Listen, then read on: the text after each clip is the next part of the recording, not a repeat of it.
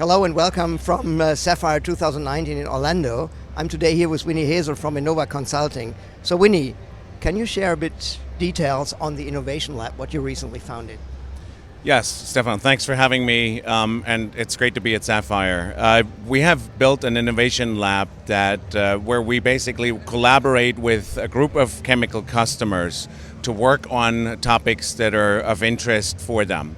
As you know, and we're focusing with that innovation lab right now on the digital supply chain. So as you know, chemical products themselves are hard to digitize. So what we're working on then is in the supply chain, there's a lot of opportunities. One example I can share is returnable container tracking.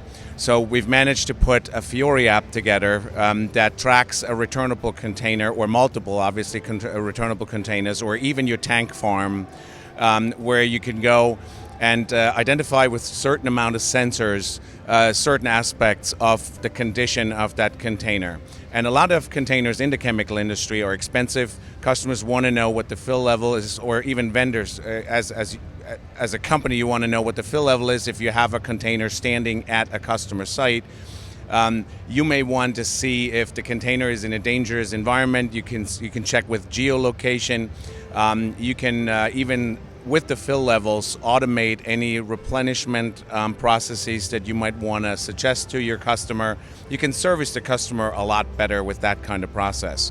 So we've developed a Fiori app, which is really cool, that allows customers to really fully track a container from its tilting angle, and that would generate a maintenance request or a service request, to its fill level, to its geolocation, to really everything that you might want to track around a container, even to the point where you can say, I need to fix it. Sensors these days can really pick up a lot of data that you can really use and make sure your supply chain gets more optimized. Another example is our connected lab, where we connect sensors in mixers or reactors that would basically track certain aspects of the product, like viscosity or something else, right? Whatever you want to track during the production process. So while the reactor is active, or just before it's going to be finished and get into finished product, we can already send that data over to the lab and avoid that way that somebody's having. We still take a sample, but you get the data ahead of time.